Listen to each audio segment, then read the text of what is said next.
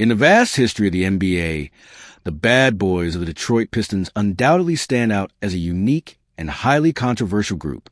With their tough, almost brutal playing style, unwavering fighting spirit, and remarkable achievements, they have written a story that evokes both love and hatred.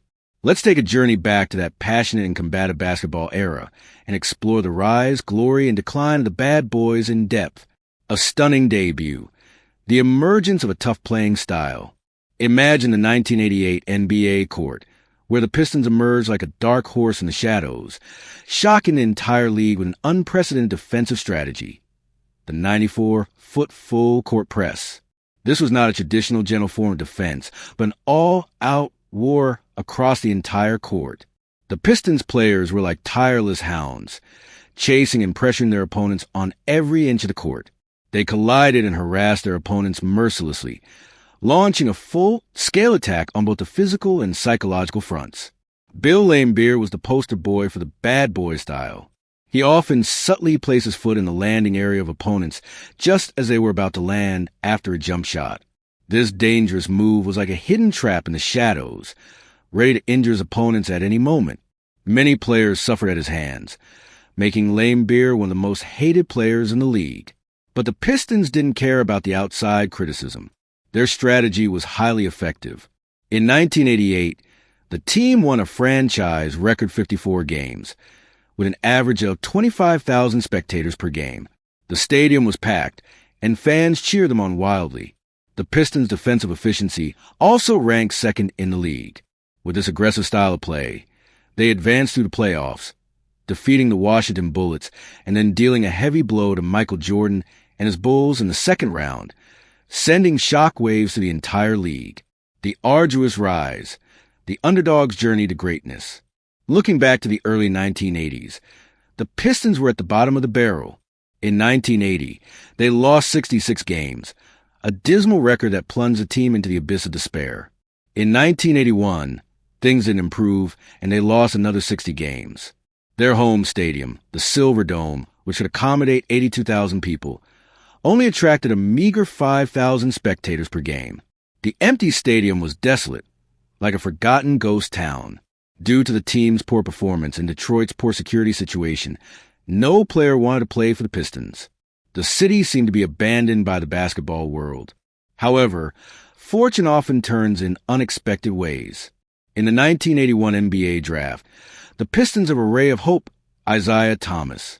The talented player from Indiana University, who had just led his team to an NCAA championship under Coach Bobby Knight, was making a name for himself in college basketball. But Thomas had his heart set on joining the Chicago Bulls, his hometown team, and had no interest in the Pistons. During his pre-draft interviews, he intentionally sabotages the Pistons in an attempt to get them to forego selecting him. Fortunately, Pistons general manager Jack McCloskey had the insight to read Thomas's mind and believed that the young man had extraordinary potential. McCloskey told Thomas, "No matter how well you interview, as long as you're still on the draft list, we're going to pick you at number 2. McCloskey's decision proved to be the right one. In his rookie season, Thomas showed flashes of strength, leading the team to win 18 more games than the previous year, bringing new hope to the team. In a game against Cleveland, Pistons general manager McCloskey noticed the opposing center Bill Laimbeer. The game was already one-sided, but Laimbeer still gave his all and fought until the last second. His tenacity and determination on the court deeply impressed McCloskey. Soon, McCloskey brought Laimbeer to the Pistons through a trade. From then on, Thomas and Laimbeer became the core of the Pistons. The two were selected for the All-Star team in 1983, marking the beginning of the Pistons' gradual climb out of the trough. In 1984, Chuck Daly became the head coach of the Pistons, which was a crucial turning point in the team's destiny. Coach Daly injected new tactical concepts into the team, greatly enhancing the Pistons' offensive firepower and making them one of the strongest offensive teams in the league. The average number of spectators per game also soared to 16,000, and the atmosphere in the arena became electric. That year, the Pistons not only had a winning record, but also successfully entered the playoffs, although they were eliminated in the first round by the team led by Bernard King. it was still a huge step forward for the team, officially kicking off the Pistons' rise. Championship glory, reaching the pinnacle amidst controversy. In the 1988 playoffs, the Pistons advanced through the rounds and faced their old rivals, the Boston Celtics, once again. The Celtics were a veteran powerhouse at that time, having reached the NBA Finals for 4 consecutive years. Before the game, Laimbeer's actions added fuel to the fire. He swaggered up to the leprechaun logo in the center of the Celtics' home court, spat on it, and then rubbed it with his shoe. This provocative act instantly enraged the Celtics fans in the arena. The entire stadium erupted with anger, and the atmosphere was charged with hostility. But the Pistons, with their indomitable fighting spirit and excellent teamwork, fought hard through 6 tough games and finally managed to eliminate the Celtics, reaching the NBA Finals for the first time. In the finals, the Pistons' opponent was the Los Angeles Lakers, a dynasty team in the 1980s with legendary superstars like Kareem Abdul-Jabbar and Magic Johnson. In the early stages of the series, the Pistons performed well and took a 3-2 lead. However, an accident occurred. Isaiah Thomas stepped on Michael Cooper's foot during the game and severely sprained his ankle. Everyone thought Thomas's season was over, but this tenacious player showed amazing perseverance. Standing on one leg, he closed his eyes and seemed to enter a state of self-oblivion. In the third quarter, he was like a god of war, scoring 25 points while dragging his injured ankle. In the entire game, he scored 43 points and had 8 assists single-handedly carrying the Pistons on his shoulders. However, in the final moments of the game, a controversial call was made. Bill Laimbeer was whistled for a foul on Abdul-Jabbar for a slight touch. In fact, Abdul-Jabbar had traveled before shooting, but due to the lack of a coach's challenge rule at that time, Abdul-Jabbar made both free throws, and the Lakers took the lead. Eventually, the Pistons lost this game and also lost a decisive Game 7, narrowly missing out on the championship. Although the Pistons believed that the foul call was a phantom foul that cost them the championship, they didn't let this defeat break them. In 1989, the Pistons made a comeback, posting an astonishing 63-win record in the regular season.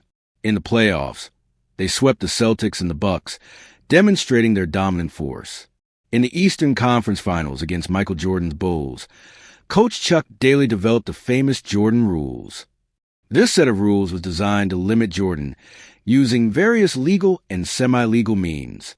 The Pistons players strictly followed the coach's tactics, double, teaming, and closely guarding Jordan, putting him in a difficult situation. Eventually, the Pistons eliminated the Bulls in 6 games and reached the finals again. This time, luck was on the Pistons' side. Byron Scott and Magic Johnson of the Lakers were injured successively, weakening the Lakers' strength. The Pistons seized the opportunity and swept the Lakers 4-0, winning their first NBA championship. At that moment, the entire city of Detroit erupted in celebration, and the Pistons became the heroes of the city. In 1990, the Pistons continued to maintain their strong competitiveness. Although they lost Rick Mahorn due to the expansion draft, Dennis Rodman's outstanding performance compensated for the team's loss. Rodman won his first Defensive Player of the Year award. In the regular season, the Pistons achieved an impressive 59-win record. In the playoffs, they once again defeated Jordan's Bulls and reached the NBA Finals for the 3rd consecutive year. Facing the Portland Trail Blazers, the Pistons encountered fierce resistance in every game. The matches were extremely close, but with their rich experience and indomitable spirit, the Pistons managed to hold their ground in the crucial moments. Eventually, they narrowly defeated the Trail Blazers in 5 games and successfully defended their championship, lifting the championship trophy once again. The end of an era, fading away after the glory. However, in the world of sports, there are no eternal kings, and change is inevitable. In 1991, the Pistons' performance in the regular season declined, winning only 50 games. In the playoffs, they met the Bulls again. This time, Jordan and the Bulls were well prepared. They had trained specifically to counter the Pistons' playing style. The Bulls players were younger and more eager, and they effectively dealt with the Pistons' aggressive tactics and fouls. In the series, the Bulls swept the Pistons 4-0, marking the decline of the Pistons dynasty and the rise of the Bulls era. Before the end of the last game of the series, Isaiah Thomas and the Pistons players left the bench silently, without shaking hands with the winning Bulls.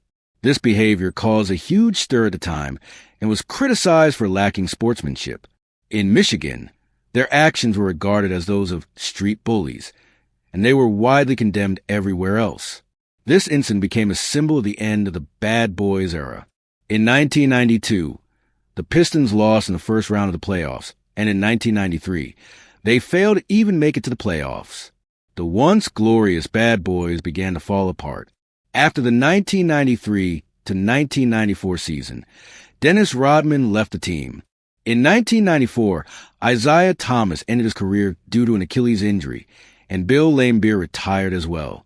The bad boys of the Detroit Pistons, who had dominated the NBA court, disbanded and became a memory of the past. The bad boys of the Detroit Pistons had a story filled with passion, excitement, and controversy. Their tough playing style left an indelible mark in NBA history. Despite the controversy surrounding their actions, there's no denying that they brought a unique flavor to the sport of basketball.